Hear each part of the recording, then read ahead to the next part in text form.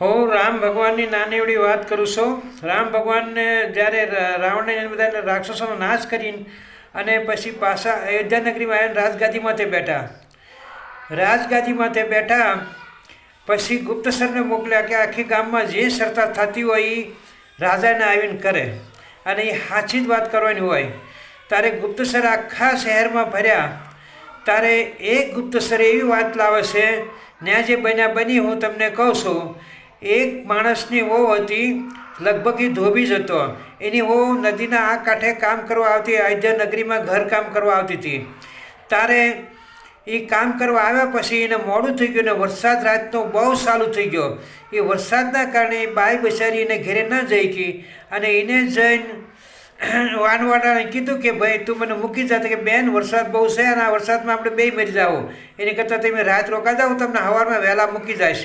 એ નહીં, એ બે જણા બિચારા પોતાના રૂમમાં આવતા અને બેનને બહાર પથારી કરીને હુવરાવી, કારણ કે આ બધા સત્યવાદી હતા. તારે પછી બેન સવાર પડી એટલે ઓલો ઊભો થયો વાણવટો અને કીધું કે હાલો બેન તમને મૂકી જાઓ. અને સવારમાં પાણી ઓછું થયું ને હોળીમાં બેહારીને એના હામા કાંઠે મૂકી દીધી. હવે એ બેન બિચારા એને ઘેરે આવ્યા હતા, એનો ધણીને હારી બાંધવા મળ્યો. આને બધી સાચી વાત કરી કે વરસાદમાં જો નદીમાં પડતો તો મરી જાત. તો એ બાઈને ઘેરે રોકાણી હતી. ધોબીએ તો શકીલો ઊંધા સીધા વહેણ બોલ્યો અને બાઈને સોરે સડાઈ બિચારીને અને ગામમાં આવીને દેકારો કર્યો ઘરની બહાર આવીને. એટલે અડોશી પડોશી બધાએ સાંભળ્યું કે હું કંઈ રામ જેવો નથી કે રાવણ 100 મહિના સીતાજીને લઈ ગયો હતો તો એને રાખી સીતાને, આવી રીતે મેણું માર્યું.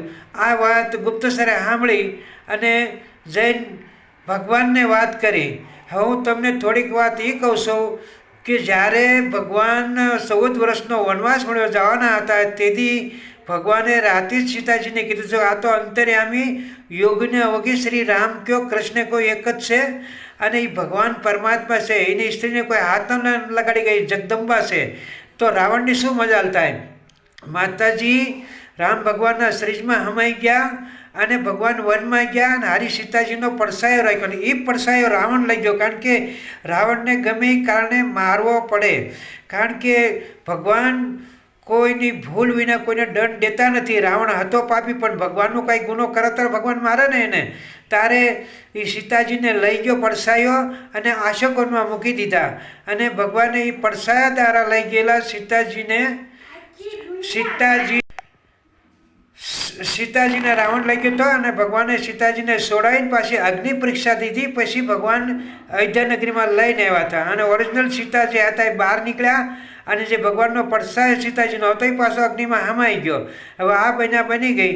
હવે આ જે વાત મળી ગુપ્તસર દ્વારા, તારે ભગવાને વિચાર કર્યો કે હવે શું કરવું?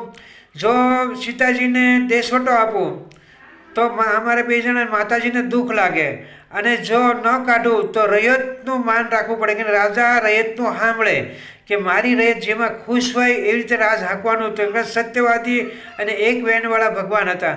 તારે પછી માતાજીએ કીધું કે ભાઈ તમે મને વનમાં મોકલાવી દો ને ઋષિને ભેગા રહીશ અને આપણે એક દીકરાનો જન્મ દઈશ, આવી રીતે કીધું. તો લક્ષ્મણને દ્વારા સીતાજીને વનમાં મૂક્યા. એ ઋષિનું નામ લગભગ વાલ્મિક છે, એને કંઈ ભૂલ હોય તો સમા, કારણ કે ઋષિનું નામ હું ભૂલી ગયો છું, જેવું તું યાદ છે. પછી લક્ષ્મણ એ માતાજીને ન્યા મૂકીને આવ્યા. ન્યા શું બને છે? માતાજીને એક દીકરો થાય છે. એક દીકરો થયા પછી એનો મોટો કરે. સીતા માતા ઋષિના ભરોસે છોકરાને ત્યાં મૂકી અને ઘોડિયામાં હુરાઈને અને નદીએ પાણી ભરવાઈ ગયા. તો સીતાજીને એમ થયું કે મારામાં ગુરુ જે છે એ ધ્યાનમગ્ન છે અને વાઘ વરવું કે શાળે પગડમાં છોકરા લઈ જાય એટલે છોકરો પાછો લેવા લઈ ગયા, પણ ગુરુને કીધું નહીં. અને ઋષિનું ધ્યાન ખોલ્યું તો એને જોયું આ દીકરો નથી, એટલે એને ઘાસનું ઓલું નાખીને ઘોડિયામાં હિસકાવાનું ચાલુ કર્યું તો એનો કુશ બની ગયો, એનો દીકરો બની ગયો. તો માતાજી પાછા આવીને પૂછ્યું કે ગુરુદેવ આ કોનો દીકરો છે? કે એ તારો ને આ તારો કહેવાય, કારણ કે તું લઈ ગઈ એટલે હું બી ગઈ એટલે મેં આને પ્રગટ કર્યો. તો એમ સીતાજીને બે દીકરા થયા, લવ ને કુશ.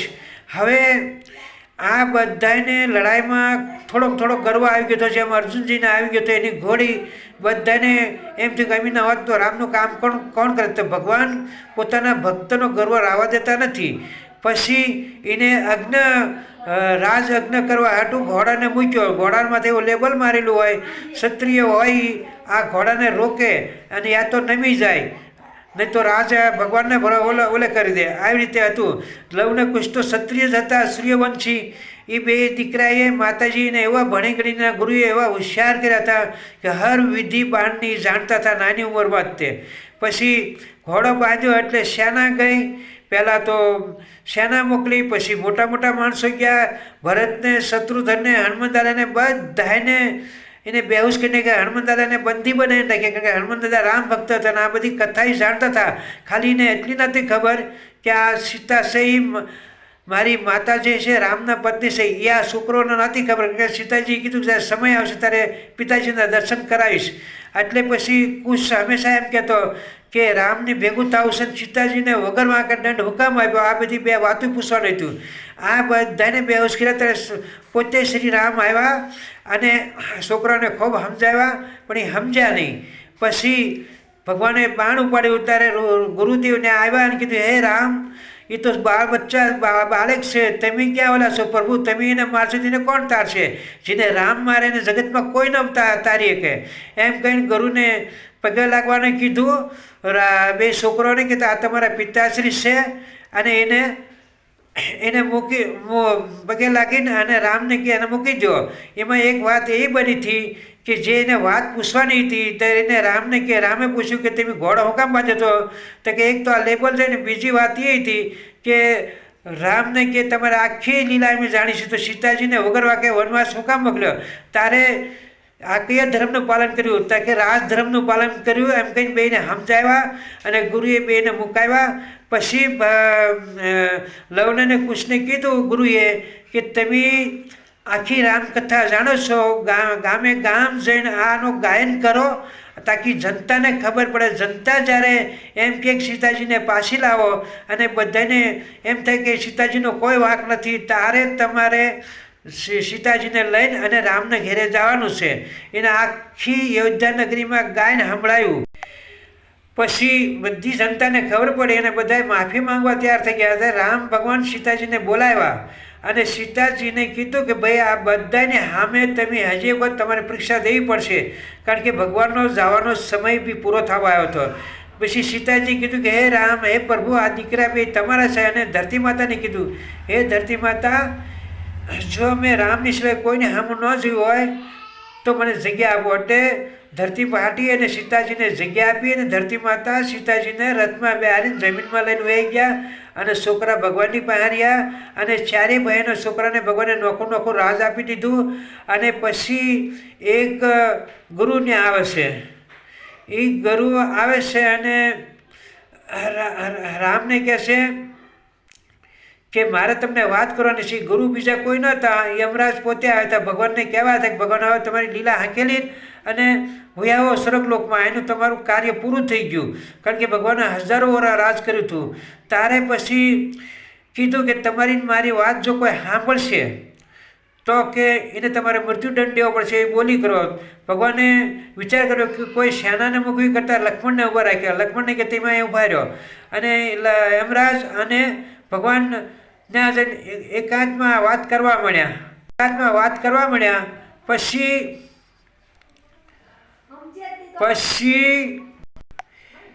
લક્ષ્મણજીની પાસે બીજા ઋષિ આવ્યા અને એમ કીધું કે ભાઈ રામને અત્યારે બોલાવતા કે રામ અત્યારે નહીં આવો, તમે જે કહેવાય મને કહો, હું કહું. કે જો મારું નહીં માન તો આખી અયોધ્યા નગરી બાળીને ભસ્મ કરી દઈશ.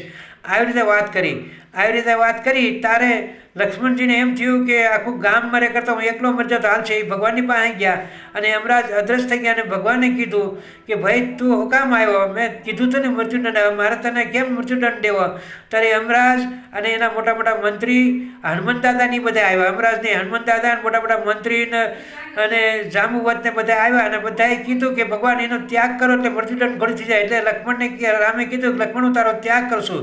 લક્ષ્મણજીને બહુ દુઃખ લાગ્યું. તરત ત્યાંથી નીકળી ગયા અને સૂર્ય નદીમાં જઈને પોતાનું માથું પછાડીને અને અંતર ધ્યાન થઈ ગયા નથી.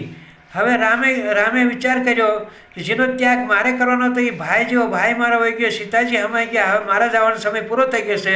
આ હું બે કોથી કટ કરીને શોર્ટમાં કહું છું, ઘણી વાત કટ કરી છે આમાંથી મેં. પછી ભગવાને આખા જનતાને સાંભળી બધાના છોકરાઓ રાજ આપી દીધો. ભરતને શત્રુઘ્નને બોલ્યા. ભરતને શત્રુઘ્ન કે ભાઈ તમે ના આવી એટલે બે ભગવાનના શરીરમાં હમાઈ ગયા અને રામ ભગવાન શ્રીયો નદીમાં ઉતરી ગયા અને જેને હારી આવું હતું એને હારી લઈ ગયા. બાકી બધાને કીધું તમે જ્યાં રહેવાના ફળ ફૂલ ને પાણીનું ખોબ ઓલું રહે તમે સુખી રહેશો. ખાલી હનુમાન દાદાને ના પડે. હનુમાનજીને કે તમારે આનંદ રહેવાનું છે આ ધરતી રહે ત્યાં સુધી. જ્યાં જ્યાં રામાયણની પાઠ થતો હોય રામકથા વંચાઈને તમારે જવાનું અને જે મારી ભક્તિ કરતો હોય એની સહાયતા કરવાની. આવી રીતે હનુમાન દાદાને દીધું. આ હનુમાન દાદા આજની તારીખમાં એકદમ ઓરિજિનલ હનુમાન દાદા છે. ભલે આપણે મૂર્તિ પૂછી પણ એમાં હનુમાન દાદાનો હાસો હોય છે. જો તમે દિલથી ભાવથી મનથી પૂજો તો હનુમાન દાદા જરૂર આવે છે. જ્યાં રામકથા વસાય ને હનુમાન દાદા ગમે એ સ્વરૂપે બધાની મોર આવે અને બધાની વાંચી જાય. આજની તારીખમાં એ ઘટના છે. અને જાંબુવતને થોડોક ગર્વ રહી ગયો. તો જાંબુવતે કીધું ભગવાન મારી મનોકામના પૂરી ન થઈ તો કે તમે કૃષ્ણ અવતારમાં મળીશ જ્યાં તમારું મારું મલયુદ્ધ થાય અને હું તમને હરાવીશ. તારે તમને એમ પૂછ્યો કે તમે કોણ છો. તારે હું તમને રામના દર્શન થાય ત્યારે તમે મને ઓળખી લેવો એમ કહીને એને રહેવાનું કીધું. અને એની દીકરીને ભગવાન કૃષ્ણ અવતારમાં પણ પરણે છે. કરોડો વર્ષ પહેલાંની વાત ભગવાને જાંબુવતને કીધું. જાંબુવન કૃષ્ણ અવતાર થયો ત્યાં સુધી એવા ને એવા રહ્યા. એ કોઈ ઘટા થયા જ નહીં. આ મેં બહુ શોર્ટમાં વાત કરી છે. ભગવાન હોઈ ગયા. જય દ્વારકાધીશ. નાની એવડી વાત કરી પણ બહુ શોર્ટમાં બે કોથી કટ કરી છે.